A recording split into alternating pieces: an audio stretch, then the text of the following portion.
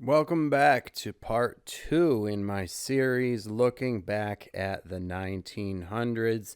Now that a quarter of a century has gone by since those ancient times. And to pick up where we left off, which was talking about books and how we all used to read them and even do things such as go to local libraries. It was also at my local library that I, as a young child, first discovered my own musical preferences, unencumbered by my parents' lame tastes and what I was forced to listen to on the radio.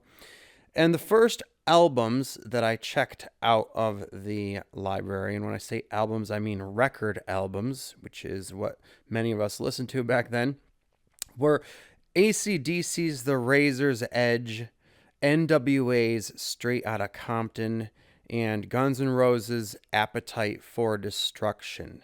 And a couple of others, some of them are kind of, silly by today's standards, like the Fat Boys, who were a very early rap group that would just sound almost like comedy by today's standards, even though they weren't. And all of which I checked out in record format, as I said, and listened to on a record player that had two different speeds. So when I first heard Brian Johnson of AC/DC and Axl Rose of Guns N' Roses sing in their very high-pitched, just acute, piercing voices, I thought I must have put the record player on the higher speed and was listening to it too fast. But I was mistaken. Those were their real voices. They have impressive falsetto. And I was listening to this music on a really amazing home stereo system. Since my dad was in electronics and sold audio systems, we had this really amazing stereo system with these giant speakers. So big, they were almost as tall as our ceiling, right? They were like 6 feet tall. So I knew from an early age what it meant to hear every single frequency that the musical artists intended. Unlike most people today who listen to music on these tiny little piece of shit earbuds as if they really don't give a fuck what it sounds like. And I tell many of them, hey, when I give you this music that I'm sharing with you, you should listen to this on stereo because otherwise you're not going to be able to hear all of the frequencies. You're not going to be able to hear the artwork as the artist intended. And they all say 100% of the time, oh, I don't care about that. And I'm just kind of like, wow, why do I even bother? But you see, that's because I'm old-fashioned. And back in the 1900s, people were not just much more literate when it came to books, but other art as well, such as music especially. And we had multiple formats that we could listen to music on, each of which sounded slightly different, with a different audio texture and vibe. There was records, which were supposed to have a lot of treble and high frequency tones and was pretty high definition while still having an analog warmth to them, but there was some static noise that would come through, though it was still preferred by many people, even when later forms came out, even some people today. And next came cassette tapes, which were softer and slightly lower definition, but still had good warm analog quality and were also very convenient for people on the go like us 90s kids. And my first cassette tape that I bought was the first album that I ever purchased for myself. I got a Walkman for my birthday or Christmas, and then I got like a gift certificate to where my dad worked.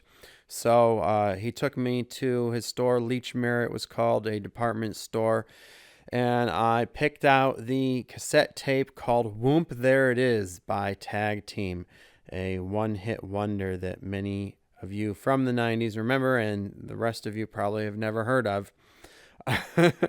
And then I went on to purchase the same records that I had enjoyed on cassette version, AC/DC's Razor's Edge, and Guns N' Roses' Appetite for Destruction, and some other rap albums, and Nirvana's Bleach, their first album that most people don't know.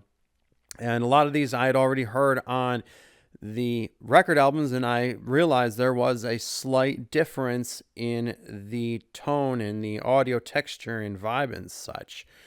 And then later came compact discs, or CDs, which were the first digital, non-analog form of albums. And so they were the highest definition yet and had the clearest, most crisp sound with no noise whatsoever like the other two, but which did have a flaw that they would skip at times. All right, like when you had a portable CD player, if it would get rattled at all, it would skip.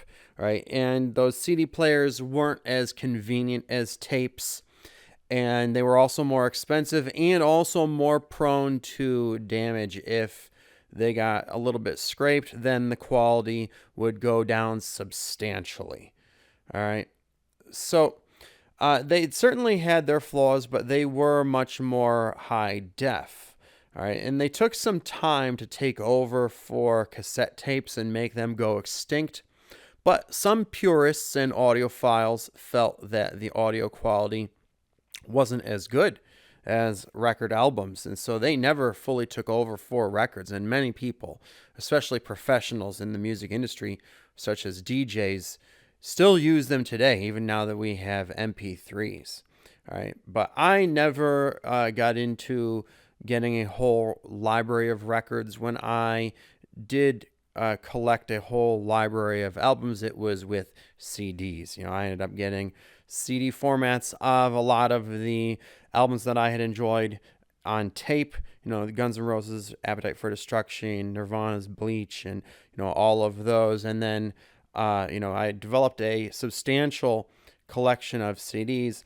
But I actually did move to MP3s because CDs do eventually become damaged and unplayable, which MP3s aren't generally going to. It's harder for an MP3 to become corrupt, right? So I've been able to notice the difference across so many different iterations of the types of tracks that we listen to, right? And I've had libraries of all of them, different sizes. Now I have the largest library I've ever had because it's all on a hard drive on my computer. So I can, very easily download whole discographies. And I consider that to be one of the only ways that improvements in technology have improved our arts and entertainment, that I can now have a whole giant library of tracks on my computer that, I can get much more cheaply, and it's going to be easier for me to preserve it, right? But the point is that with different album formats, different people would notice a difference and then have different preferences as to how they listen to their albums, because they knew the difference in the sounds, especially when it came to their favorite artists and songs, right? And so, for instance, I will know if you put on my favorite song and it is a slightly lower definition version, I'll be able to tell that some of the frequencies that, give me the chills and make my hair on the back of my neck stand up aren't there, right? So that's something a lot of people don't have, though. They don't understand the real quality and depth to music and the frequencies that the artists intended, because they don't give a shit about art like that, because they're basically Philistines, right? They just don't appreciate art like we used to. But back in those days, when we listened to music, we appreciated the art. And part of it is because we listened to full albums. And another part is because back then they were made with real musical instruments. involving multiple musicians that had all invested a ton of time, energy, and money into developing their craft, oftentimes spending a decade or more on musical education and not only building their skill set, but also customizing their instruments. Like, for instance, this guitar that I've spent most of this past year and several hundreds of dollars building and customizing from lots of different individual parts in order to create a very specific instrument and sound. And these artists have to craft their specific sounds and the tones through experimenting with different gear and settings and rig setups. And when electronics were involved, back then they were more organic and artistic. They weren't just pulling from sound banks, right? They were either actually creating these electronic sounds through specific electronic instruments like synthesizers, right? Or they were taking sounds that they would make with an instrument and then altering them with effects. Okay. And then on top of finding and crafting their custom sound, they'd also spend a couple of years working on each album, putting countless hours into each individual song. And then on top of that, all their songs would get recorded in a professional studio with some extra studio musicians and instruments thrown in there and other staff members helping. And then they would be produced by a crew of professional producers that have invested a lot into what they do professionally. So to sum it all up, an actual ton of artistic resources went into making music back in the 1900s, involving not just a lot of money, but years worth of time and so much manpower and energy as well from so many different artists and professionals. And this is exactly why there were so many classic songs that have gone down in history as works of art back in the 1900s that have survived the times and are still being listened to today, 50 to 100 years later. Like The Doors, Led Zeppelin, The Grateful Dead, Jimi Hendrix, and so on and so forth.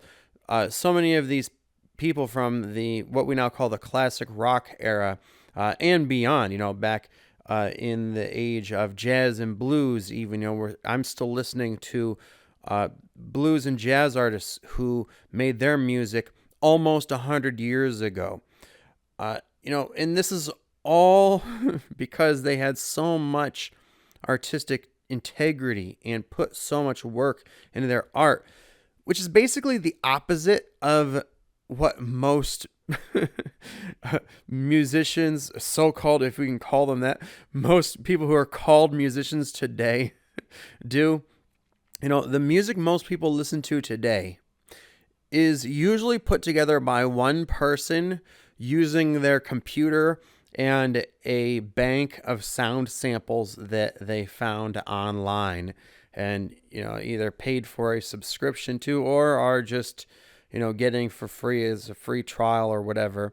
And it is all done in a manner that is meant to make it as cheap and easy to do as possible, which is why all of the pop music and related styles such as rap and hip hop and R&B sound all the same these days.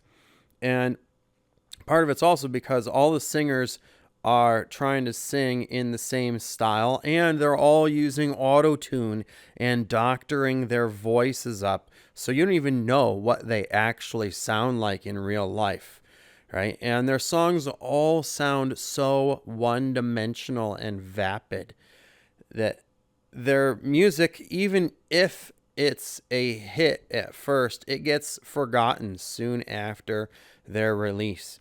And, even if they go on tour and try to perform live, they have to keep using auto-tune or lip sync even to cover up the fact that they can't really sing like you heard on the album.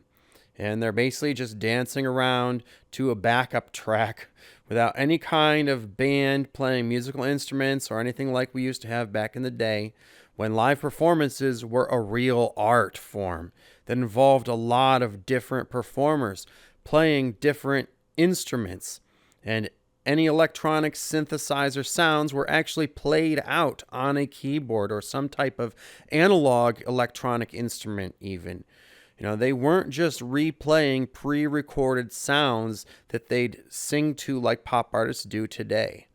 A live performance by a good band back then could actually involve them playing alternative and extended versions of existing songs and adding lengthy solos or involving new instruments or new verses or other innovations. You see, it was all very avant-garde, and so a concert could be a life-changing experience that you would tell the story of for decades to come. And if it was recorded, people would be listening to the recording of for decades to come. And yet somehow they were actually even cheaper then than in the decades to come, when they actually had less going into them. So take, for example, an artist from the 90s, Tom York, who started and fronted Radiohead, which was a very successful and popular alternative rock band that when it started back in the early 90s, I think around 1990 or 1992, was actually started with 2 saxophone players and has always had a lot of jazz influence and used a lot of different types of musical instruments. There's been saxophone and all sorts of horns. There's been a whole brass section in songs I've heard them use. And as time went on into the 2000s and electronic music became more popular, they did begin to experiment with it more and more. Firstly, by adding effects to their guitars, and then they moved into experimenting with synthesizers, on their computer and doing all sorts of stuff like using DJing equipment, turntables and such. And they got really good at electronic music and could produce songs that sounded just like the types of stuff you'd hear at a techno or EDM nightclub or a rave.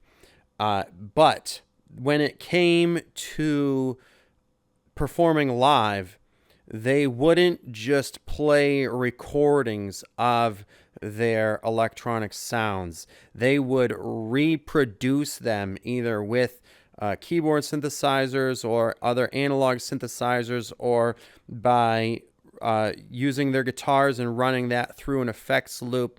Sometimes if you see them in concert, you'll notice that there's a guitarist who's doing something that you can't actually hear, because that sound is then going into different effects pedals, and there's someone else down on the floor toying with effects pedals. I've seen them using like switchboards and stuff.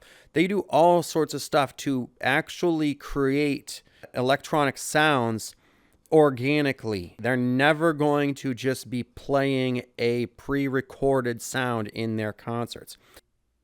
And they may even go as far as to use new instruments in live performance for parts that were originally made by synthesizers or electronics on the album. For instance, if you look up their performance called Radiohead Live from the Basement, there's a song they did at the beginning of their second From the Basement performance, where there's a whole brass section of horns that I believe it sounds like it was made by synthesizers on the album, right? But they have gotten multiple instrumentalists to do that part in this live recording, so it's actually even better than on the album. And then similarly, when they performed live at the Grammys, a song called 15 Steps that originally was done by drum machine and other electronics. It had guitar in it, but it was mostly electronics, when they performed it live at the Grammys, they used a whole huge drum and bugle corps for it. It was all organic, and it was a super impressive performance. And, that's the type of thing that you want to see from a live performance and should see from a real musician, a real set of artists. You want to see avant-garde shit. That's what you're paying high price for. And then even when making music alone as an individual artist, just on your computer, largely using electronic computer-based synthesizers, became more popular in the late 2000s. And Tom York, the frontman of Radiohead, decided to go off away from Radiohead to do some solo work. And he started doing that where it was just mainly his computer synthesizer programs and electronic sounds from there. And, probably a synthesizer, keyboard, or MIDI, and his guitar, and then his voice. And he was producing music that was almost entirely electronic, and even the guitar parts were, very electronic sounding. When he decided to go on tour and start performing these songs live, he did not just sing to a pre-recorded set of electronic sounds. He did the same thing he had with Radiohead. He reproduced the electronic sounds organically with instruments. He got his producer Nigel from Radiohead to be the synthesizer, keyboardist, DJ, person who was making all the electronic sounds that were needed. He got Flea from the Red Hot Chili Peppers to play bass for him. He played guitar, and he made all of the sounds from scratch, creating them all live for everyone to hear. Nothing was pre-recorded. Even when there was a drum or percussion sound, even when there was a beat that he didn't want to be made by traditional drums and he wanted it to be an electronic beat, there was a drummer there playing an electronic drum set. There was no pre-recorded electronic beats that someone would just press a play button on and play. You were hearing all of the music being actually made and performed for you. And beyond that, for a lot of their music, they're doing much more live than they did on the album. All right, there's more performers, more instruments, more everything, more sound, more solo. They are going above and beyond in concert. In fact, there's been songs that I've heard in concert that I didn't even recognize from the album, and their live version is a new favorite of mine. And I'll go back and listen to it on the album. I'm like, oh yeah, I did hear this before, but it didn't sound like that. So it wasn't an instant favorite of mine like it was live. Right? They're doing so much more live, and they should be. Why? Because the live concerts these days cost so much goddamn money. So you should be getting higher quality than you do when you buy an album for, $20. That is what a real musical artist does. Now compare that with people who make what is now being called bedroom pop, like Billie Eilish. Yeah, she's got some catchy, good sounding songs that were hits when she came out with them. It was different than most pop, and that was cool. It was a bit more alternative. But then I started watching concert footage of her, and oftentimes she just does not have the voice that she does on the album. It's obvious that the album vocals are quite doctored, which, people like Tom York and the other artists from the 1900s never would do, not the ones that I'm talking about. And also, she is just playing a recording of her song that, the instrumental parts of her song, or the sound parts of her song that she's singing along to. All right, there's no reproduction of the sounds happening live. It's just a pre-recorded audio track you're listening to with her singing vocals along to it. Her brother is there basically DJing by hitting a play button, right? It is something that you've paid a huge amount of money to go see and has literally no real artwork involved in. There's just no musical instruments. She doesn't even use dancers or anything to put on a real show. And that's what a lot of these pop artists are doing today. They are basically charging huge amounts for the most cheaply created and recreated and the easiest, most lackluster and lazy excuse for music.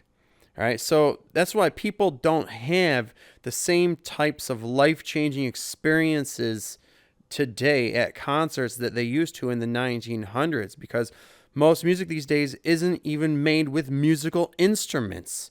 So it doesn't even technically count as a musician. Like, it counts as a song, but the person making it doesn't technically count as a musician because musicians use musical instruments, right? Their music is all just made from samples from sound banks that they then hit the play button on in concert, right? And they're getting away with it because most people don't even fucking care about there being any artistic integrity or skill in their music. And so even in the rare cases when musical instruments are being used, like guitar, because there are still rock bands and metal bands and such, often the players these days just are not very good compared to what we used to listen to. And in terms of a lot of new hard rock and heavy metal bands, many of them may actually be cheating on their guitar playing in the way that I consider it, because what they're doing oftentimes is tuning their guitar to a chord so that all they have to do is use one finger to play it with, instead of having to go to the trouble of, forming chords with their different fingers. And they also often won't be doing guitar solos or anything advanced that requires a whole lot of skill to be developed. They may often actually just be using their one lowest string and playing something so simple on it that literally anyone could do it. And again, they get away with it because people just don't care. I met a Gen Zer a couple years ago who said he was a metalhead and shared a bunch of the metal bands that he's into. And I'm looking these guys up and being like, wow, these guys are really heavy because there's a whole lot of effects being used and a lot of production value. But when it comes to their skill on the guitar, what they're doing is so simple, and they are just, quite frankly, not good guitarists. And I said this to him, and he said, oh yeah, I don't care about all that. For me, if it sounds good, it sounds good. And I'm like, okay, so how do you evaluate what sounds good or not? Like, how do you know what exactly sounds good? And he just got this look of bewilderment on his face. Like, he obviously doesn't have any sort of method of evaluating his music. And he just kind of repeated himself. He's like, well, if it sounds good, it sounds good. So, I'm like, yeah, well, then you are basically just like everyone who listens to pop music. You just listen to heavy music, but you have the same exact low standards or no standards, really, But of course, most people aren't even listening to stuff like that today, rock and metal, things that require guitars or any musical instruments. Most people are listening to pop, hip hop, and rap and R&B because these are the simplest, easiest, cheapest forms of music that require the least amount of skill and investment. And there's very little art and creativity that goes into them, if any, which makes them almost all profit. They have the highest profit margins of any music ever, which is why they've gotten pushed on us so much by record companies and everything. And what's interesting too is that a lot of this stuff used to be better. It used to be more artistic. Like, for instance, R&B used to have rhythm and blues, but it now doesn't. And also, I'm referring to rhythm and blues of the 90s when I think about that, because that's what today's R&B has evolved from. But the R&B of the 90s actually evolved from rock. Rock actually originally was called R&B. So R&B was originally the same thing as rock, right? And then it evolved into something that sounded more like a mix between funk and soul, and had some pop and hip hop influence, right?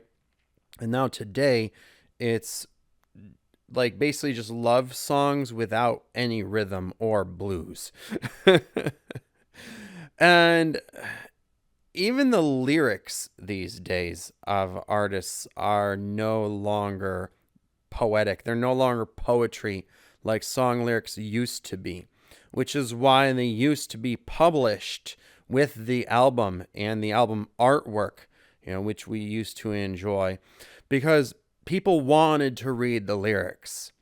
They wanted to read them as if they were standalone poems, which many of them technically were. They could be taken as standalone poetry. And some of the artists back in the 1900s were also renowned poets who did publish books of poetry, such as Jim Morrison from The Doors, Bob Dylan, Art Garfunkel from Simon and Garfunkel, Joni Mitchell, Billy Corgan of Smashing Pumpkins, Tupac Shakur, Jewel.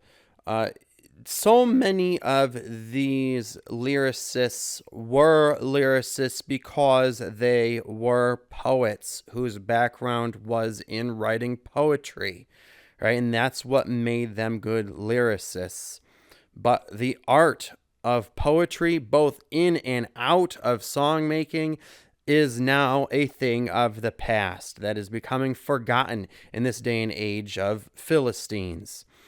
And there's no sense in modern musicians publishing their lyrics in their albums, because reading them would just shine a light on how stupid they are, and how nonsensical their lyrics are, which is probably why most hip hop and rap music is mumbled now, so people can't even understand what they're saying, so they won't realize that the meaning is just as retarded as it sounds when they mumble like that.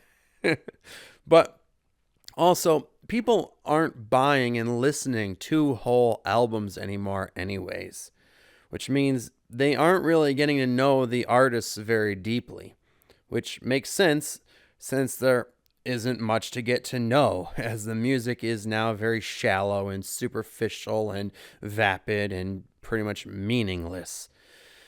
But back in the 1900s, we would often listen to entire albums by many different artists.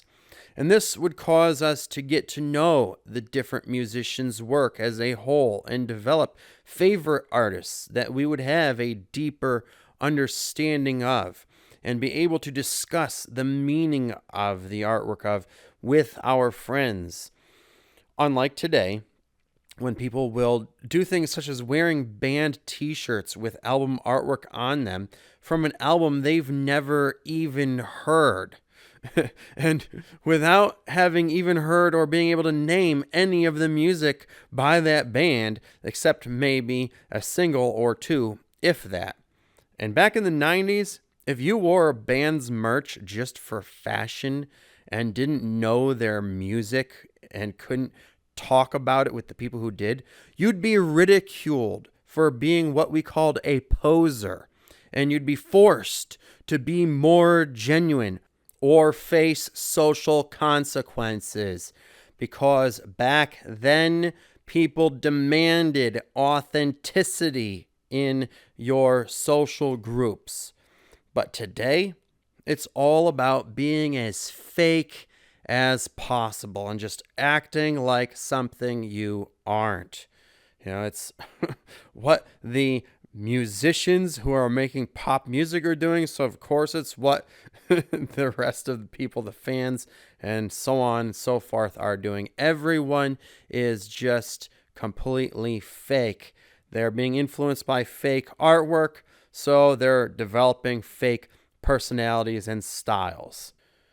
And another difference between then and now is not only were we listening to whole albums back then, but when we weren't, most people were listening to a lot of their music and learning about new artists from the radio. When you turned on the radio, though, you couldn't pick the songs you were going to listen to, like with the internet today.